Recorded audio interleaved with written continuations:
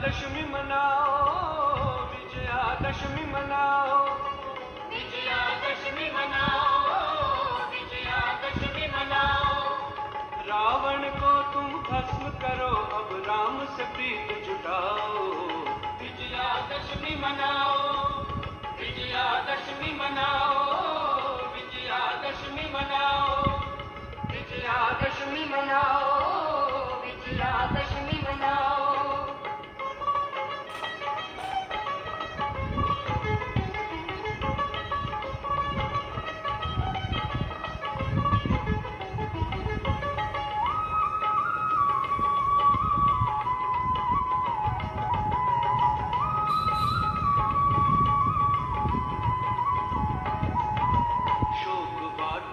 इस कलयुग में राम स्वयं शिव आया।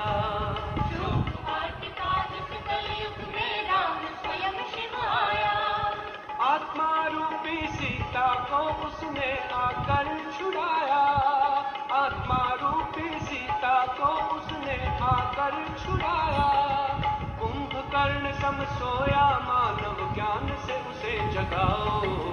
विजयादशमी मनाओ, विजयादशमी मनाओ, विजयादशमी मनाओ, विजयादशमी मनाओ, विजयादशमी मनाओ।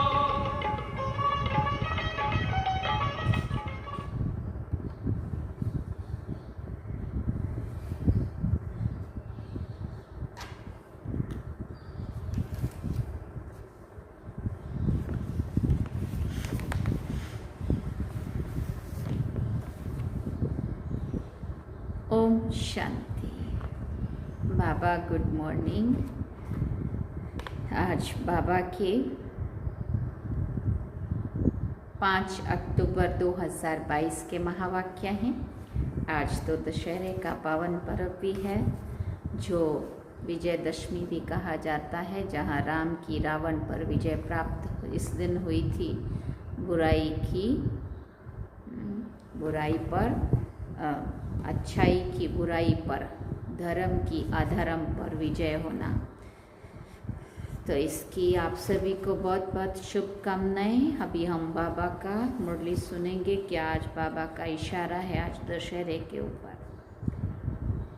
बाबा ने सार में कहा, मीठे बच्चे, इस समय तुम्हारा यह जन्म हीरे समान है, क्योंकि तुम ईश्वरीय संतान बने हो। स्वयं ईश्वर तुम्हें पढ़ाते हैं। तुम दूरादेशी हो, विशाल बुद्धि बनते हो। बाबा ने प्रश्न पूछा, तुम बच्चे किस पुरुषार्थ से दूरादेशी और विशाल बुद्धि बन रहे हो? तो बाबा ने उत्तर में कहा, बाप की याद से दूरादेशी और पढ़ाई से विशाल बुद्धि बनते हो। दूरादेशी अर्थात दूर देश में रहने वाले बाप को याद करना। मन मना भव का अर्थ है दूरादेशी होना। विशाल बुद्धि अर्थात सृष्टि के आदि मध्य अंत का ज्ञान बुद्धि में हो। तुम्हें पहले दूरादेशी फिर विशाल बुद्धि बनना है। और गीत है, हमारे तीर्थ न्यारे हैं। लास्ट में इसको भी सुन लेंगे। आज दशहरे का दिन था, तब ये वाला गीत बजा दिया, दशहरे वाला। ओम शांति। बच्चों ने गीत सुना कि हमारे तीर्थ न्यारे हैं। हमारा तीर्थ बहुत दूर है, इसलिए बच्चों को कहा जाता है दूरादेशी भव। दूर देश में रहने वाले फिर कहते हैं विशाल बुद्धि भव। सबकी बुद्धि इस समय तुच्छ है। माया ने तुच्छ बुद्धि बना दिया है।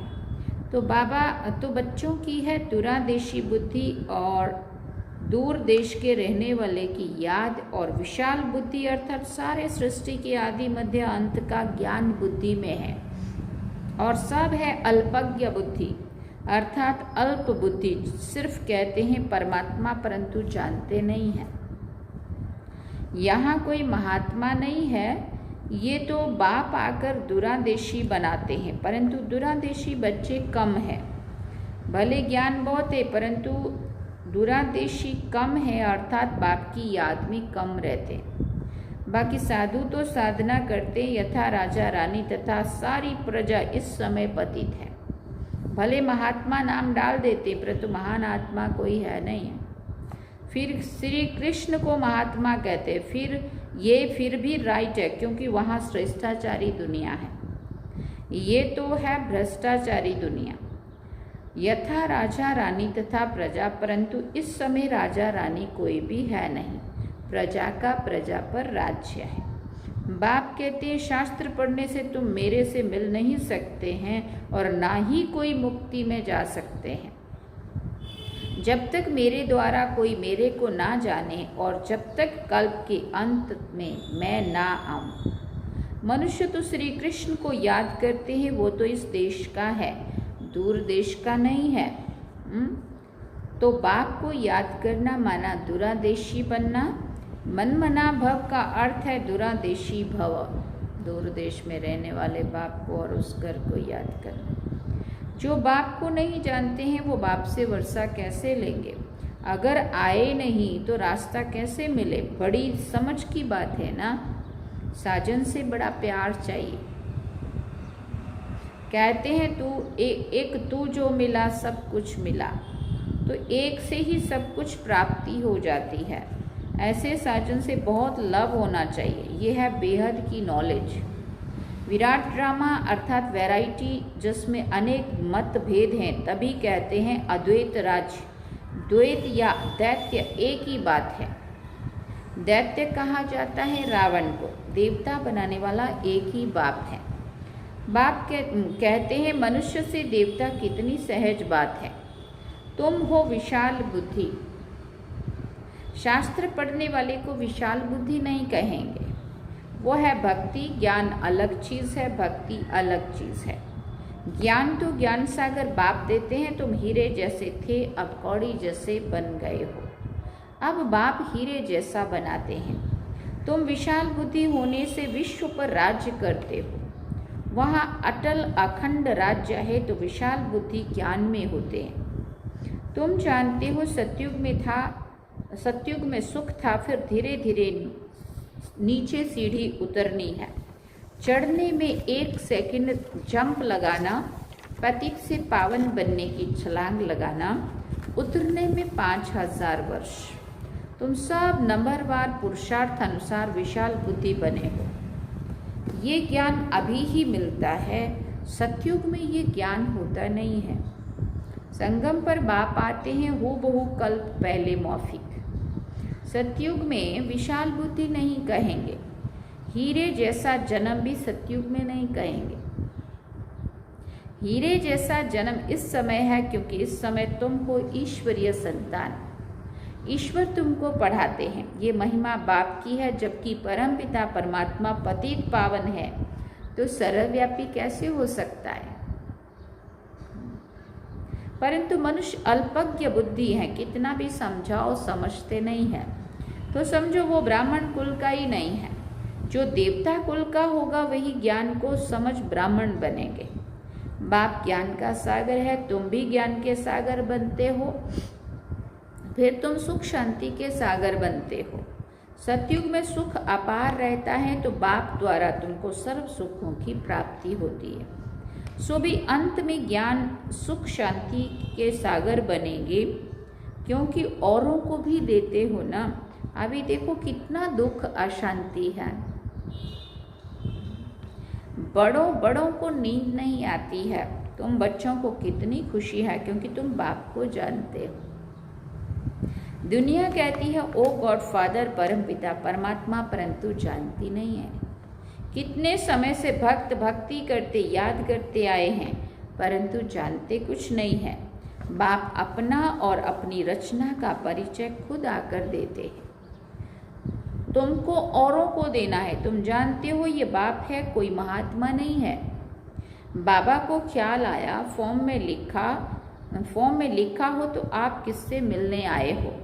तो कहेंगे महात्मा से। बोलो महात्मा तो ये है नहीं, नाम है ब्रह्मा कुमार कुमारियाँ, तो इनका बाप प्रजापिता ब्रह्मा होगा ना।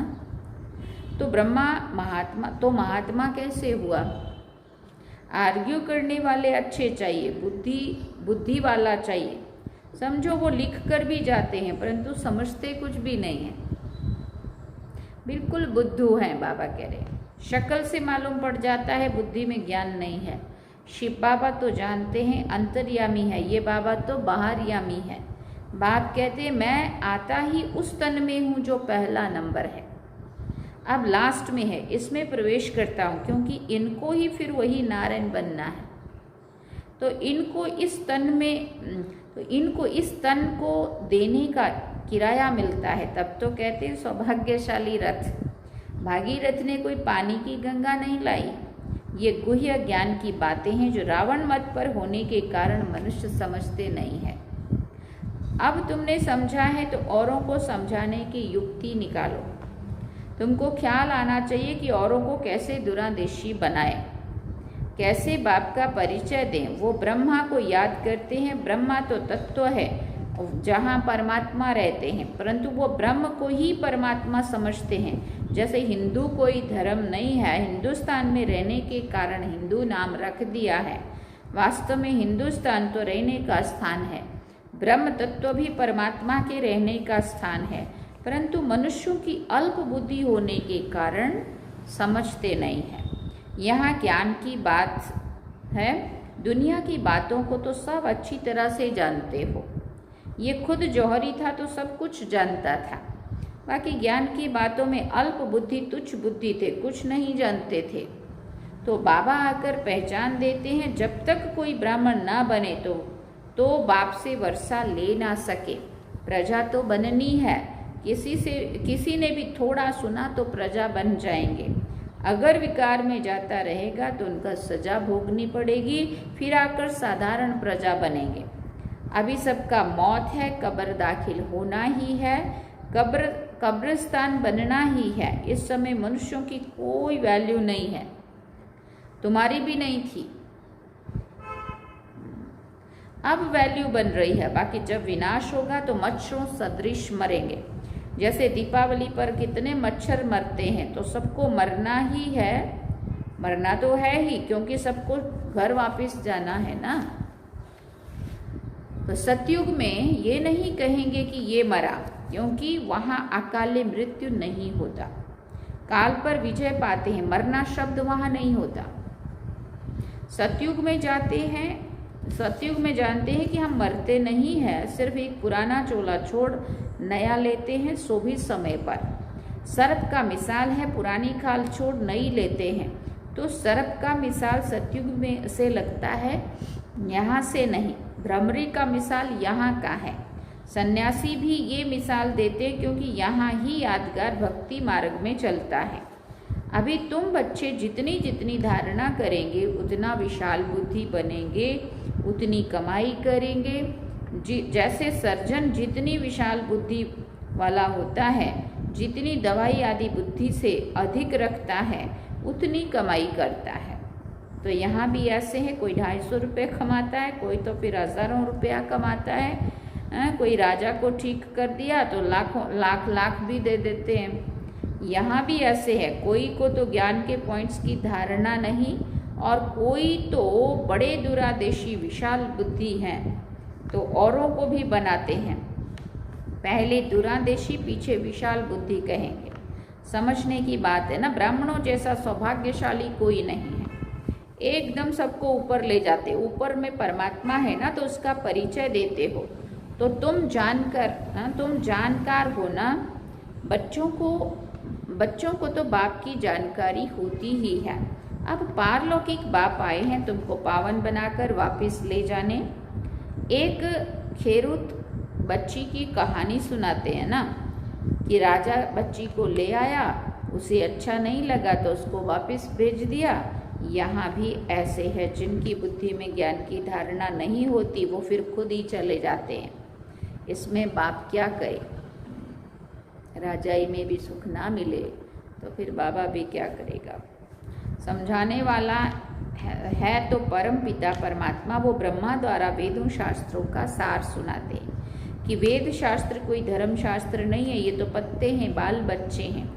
मुख्य धर्म है 4, उसमें ब्राह्मण धर्म भी है मुख्य। हीरे जैसा जन्म देवताओं का नहीं कहेंगे, क्योंकि ये कल्याणकारी लीप धर्माऊ युग है। लीप मास धर्माऊ को कहते हैं। ये है संगम युगी कल्याणकारी, और जितने भी युग हैं वहाँ अकल्याण ही होता है, क्योंकि आत्मा की उतरती कला होती है, आत्मा मैली ही होती है। क्योंकि डिग्री कम होती जाती है ना, दिन प्रतिदिन कला कम ही होती जाती है। ये युग ही है कल्याणकारी। तो हर एक को माथा मारना पड़े कि औरों को कैसे समझाएं। यूँ तो उस्ताद बता रहे हैं कि रास्ता कैसे बताओ, फिर भी हर एक का धंधा अपना अपना है।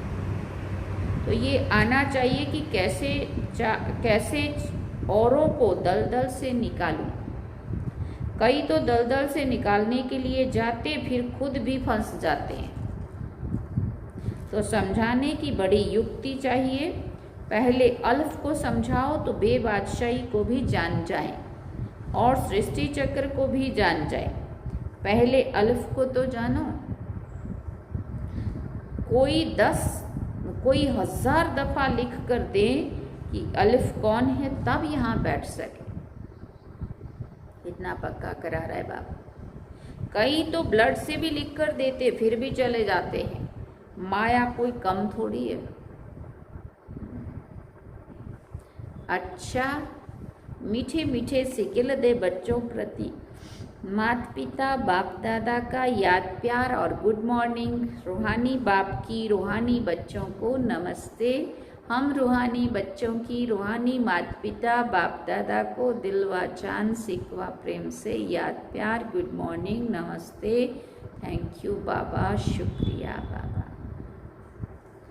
अब धारणा के लिए मुख्य सार है। पहला पॉइंट, दूरादेशी बन बाप की याद में रहना है और दूसरों को दूर देश में रहने वाले बाप का परिचय देना है।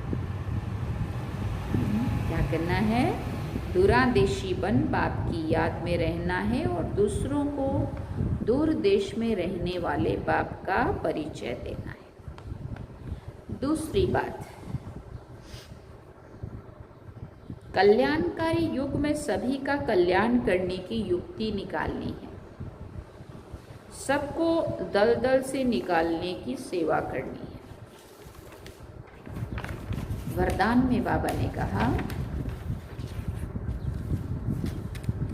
सदा उमंग उत्साह के पंखों द्वारा उड़ती कला की स्थिति का अनुभव करने वाले कर्म योगी भव। उमंग उत्साह आप ब्राह्मणों के उड़ती कला के पंख हैं। अगर कार्य अर्थ नीचे आते भी हो तो उड़ती कला वाली स्थिति से कर्म योगी बन कर्म में आते हो। ये उमंग उत्साह ब्राह्मणों के लिए बड़े से बड़ी शक्ति है। नीरस जीवन नहीं है। उमंग उत्साह का रस है तो कभी दिल शिकस्त नहीं हो सकते। सदा दिल खुश। उमंग उत्साह तूफान को भी तोहफा बना देता है। परीक्षा व समस्या को मनोरंजन अनुभव कराता है।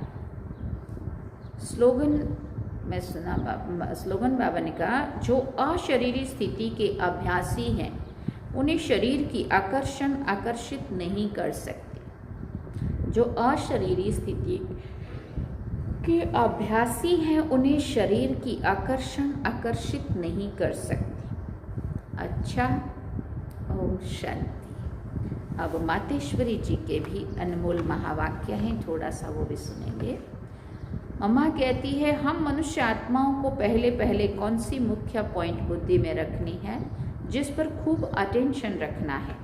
तो मम्मा ने कुछ पॉइंट बताए। मम्मा ने पहली बात सुनाई, पहले तो अपने को ये पक्का निश्चय करना है कि हमको पढ़ाने वाला कौन है। दूसरी बात, दूसरी पॉइंट है, हम सभी मनुष्य आत्माएं हैं और परमात्मा हमारा पिता है। हम आत्मा बच्चे हैं और परमात्मा बाप, दोनों अलग अलग चीज़ है। आत्मा ही परमात्मा है ऐसा नहीं, दोनों समझ में आना चाहिए कि वो आत्मा अलग है, परमात्मा अलग है। तीसरी पॉइंट, ईश्वर बेअंत नहीं है, ईश्वर सर्वत्र भी नहीं है। ये अब यही नॉलेज बुद्धि में रखनी है, इसलिए अपनी नॉलेज औरों से न्यारी है। भले दुनियावी मनुष्य समझते हैं कि हमको परमात्मा का ज्ञान है। अब उनसे पूछो आप में कौन सा ज्ञान है, तो कहेंगे ईश्वर सर्वव्यापी है। अब ये तो कोई ज्ञान हुआ। अब परमात्मा तो कहता है मेरे ज्ञान मेरे द्वारा, मेरा द्वारा ही मिलता है। मेरा ज्ञान मेरे द्वारा ही मिलता है। जैसे बैरिस्टर द्वारा बैरिस्ट्री, डॉक्टर द्वारा डॉक्टरी सीखी जाती है। भले वहाँ बैरिस्टर भी अनेक होते हैं, एक बैरिस्टर से ना पढ़ा तो दूसरा पढ़ाएगा, एक डॉक्टर से ना पढ़ा तो दूसरा डॉक्टर पढ़ाएगा, मगर ये ईश्वरीय नॉलेज सिवाय एक परम पिता परमात्मा बिगर कोई भी मनुष्य आत्मा, चाहे साधु संत महात्मा हो, वो भी पढ़ा नहीं सकेगा। तो हम कैसे समझें कि इनों में कोई परमात्मा का ज्ञान है? और चौथी पॉइंट, परमात्मा युगे युगे नहीं आता, बल्कि परमात्मा कल्प कल्प एक ही बार इस संगम युग अर्थात कलयुग के अंत और सतयुग के आदि संगम समय पर आता है और अनेक धर्मों का विनाश कराए एक आदि सनातन धर्म की, सत्य धर्म की स्थापना कराता है।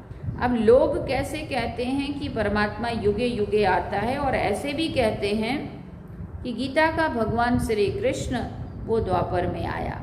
अब इन सब बातों को सिद्ध करना है, गीता का भगवान श्री कृष्ण नहीं है, शिव परमात्मा है, और वो भी द्वापर में नहीं आता, संगम पर आया है। पांचवी पॉइंट, गुरु बिगर घोर अंधियारा कैसे हुआ? वो गुरु कौन है? गुरु बिना घोर अंधियारा कहाँ? ये तो बात सही थी, परंतु गुरु फिर मनुष्य देहधारी को समझ लिया ना। सतगुरु तो गुरुओं का गुरु एक है जो सही रास्ता बताता है, सदगति का रास्ता बताता है। मनुष्य सृष्टि उल्टा झाड़ कैसे है और हम अपने 5 विकारों पर जीत कैसे पहननी है? छठी पॉइंट, हम वही पांडव योद्धे हैं जिसके साथ साक्षात परमात्मा है, उसी तरफ ही जीत है। और 7वीं पॉइंट, परमात्मा खुद सर्वशक्तिवान है, तो जिन्होंने परमात्मा का पूरा साथ लिया है उन्हों को ही परमात्मा द्वारा लाइट माइट दोनों ताज मिलते हैं। अब ये भी सभी बातें बुद्धि में रखना, इसको कहा जाता है, इसको ज्ञान कहा जाता है। अच्छा, मम्मा ने भी कहा ओम शांति। तो ये सुने हम सब ने मम्मा और बाबा के महावाक्य, जो आज इतना सुंदर पर्व दशहरे के दिन हम सुन रहे हैं। चलेंगे हम बाबा की याद में। फिर से आप सभी को हैप्पी दशहरा, दशहरे की बहुत बहुत शुभकामनाएं। ये रावण बहुत जल्दी जल्दी ख़त्म हो जाए और हम सभी अपने सभी बुराइयों पर जीत पा कर के शिव बाबा के साथ वापस जल्दी से जल्दी अपने घर चलें। चलिए बाबा की याद में।